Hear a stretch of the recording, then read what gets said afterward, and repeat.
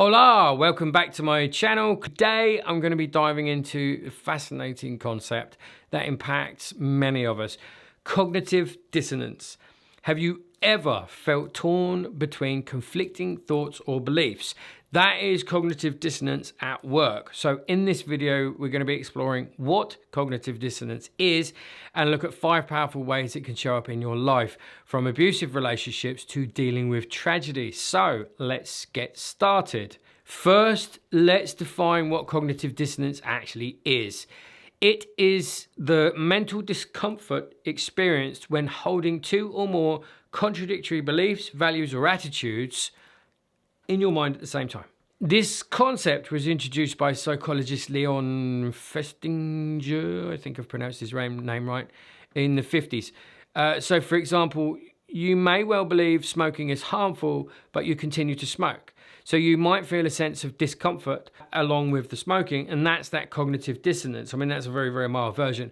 So the mind seeks to resolve this discomfort by changing one of the conflicting beliefs or behaviors, or by rationalizing the inconsistency. But our first example of cognitive dissonance is going to appear in abusive relationships, because this one happens a lot. So imagine someone in a relationship where their partner exhibits both loving actions and abusive behaviors, which therefore will create a mental conflict in you between the desire to leave for safety and the belief in the abuser's promises of change. And the victim may well experience intense cognitive dissonance that goes along with this, trying to reconcile their partner's contradictory behaviors. To reduce this dissonance, they may well rationalize the abuse by believing it's their fault, or that the abuser will change, which is really is a common rhetoric. It was my fault that he got angry and smashed my head into the wall, as a very kind of stark example. But it can also happen with, say, more insidious stuff such as covert narcissism or overt narcissists, where you are being abused and you are being manipulated. So you there's a part of you that knows this, there's a part of you that knows you're being devalued, but you're actually emotionally invested and you love this person because you fell in love with what they presented to you originally. So now you've got this cognitive dissonance. You've got these 2 opposing images, pictures, beliefs of who this person actually is, and they're contradictory, completely contradictory. So it creates this cognitive dissonance.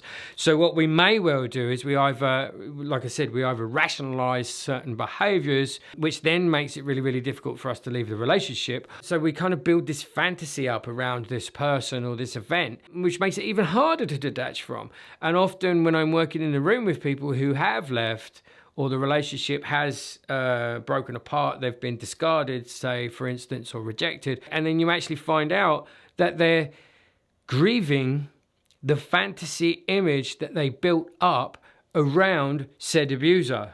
And it's like, well, they're not grieving the abuser at all.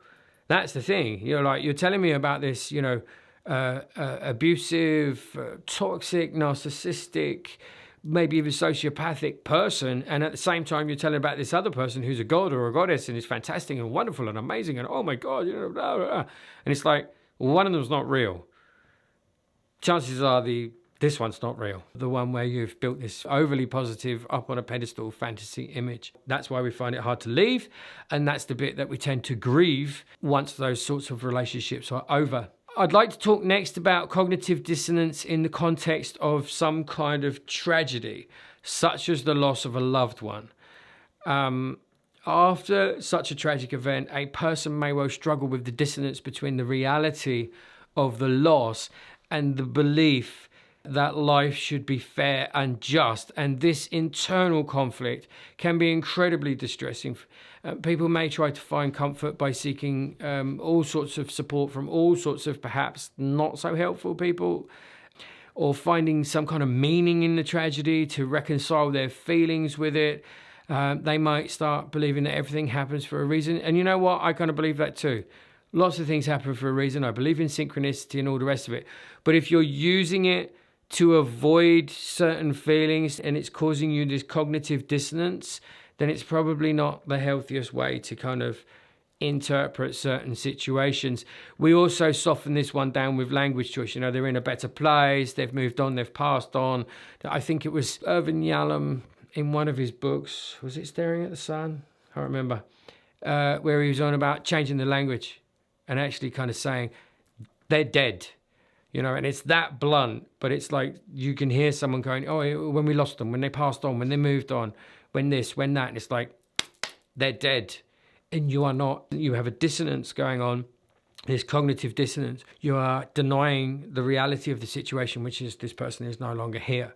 It's very, very sad. And sometimes we can hold this off for years and years before, and it causes us so many problems. And then finally, we're in the right place, right time, everything happens for a reason maybe, and then we feel safe enough, or we're ready to let go of the dissonance and accept the reality of a certain situation.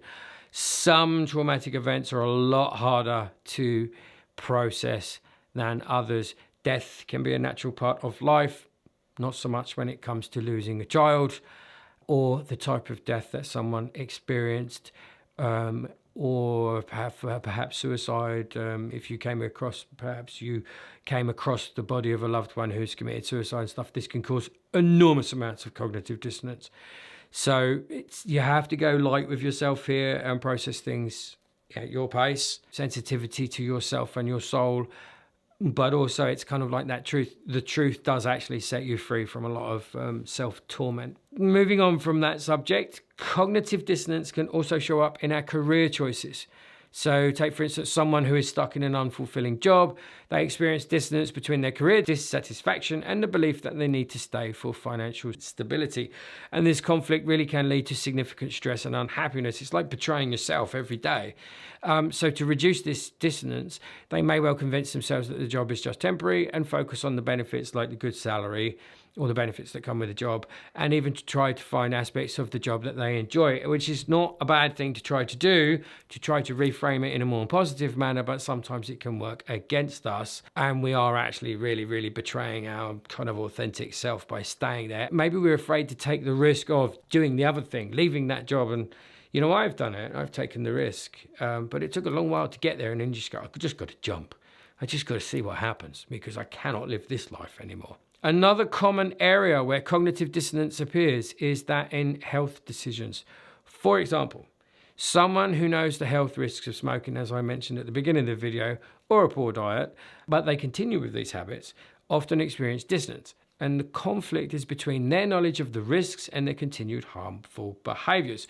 To manage this dissonance, they may rationalize by thinking, well, I'll quit soon, or it's not that bad, or telling themselves, actually, I saw somewhere on the internet, it was all right, this is a safe cigarette, that's that, so-and-so smoked till they were 90, nothing wrong with them, I'm going to be like that. Or actually, no, I read somewhere that eating these types of foods is okay, etc., etc. And these are kind of justifications that help them reduce the discomfort without having to change their behavior immediately.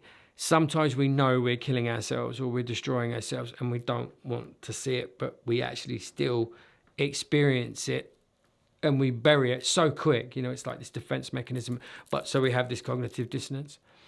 And lastly, cognitive dissonance can arise from holding prejudiced beliefs while believing in equality, for example. So someone may imagine themselves or consider themselves as fair and just, but actually hold discriminatory beliefs, which creates a dissonance between their self-perception and their actual attitudes. So to reduce the discomfort, they may well change their attitudes or selectively ignore evidence that contradicts their beliefs, or justify their prejudiced behaviors by blaming external factors. So there you have it, 5 powerful ways that cognitive dissonance can actually show up or manifest itself into your life, whether it's in relationships, dealing with tragedy, career choices, health decisions, or social issues. I'm going to take this subject deeper in another video, but for now I'm going to leave it there because cognitive dissonance does affect us all. It's crucial to understand and recognize these internal conflicts and work towards resolving them in healthy ways. So thank you very much for watching the video. Please don't forget to like and subscribe to the channel for more content. Have a look through the playlists and the videos that I've done on other subjects. And in the meantime, please take very good care of yourselves. Adios.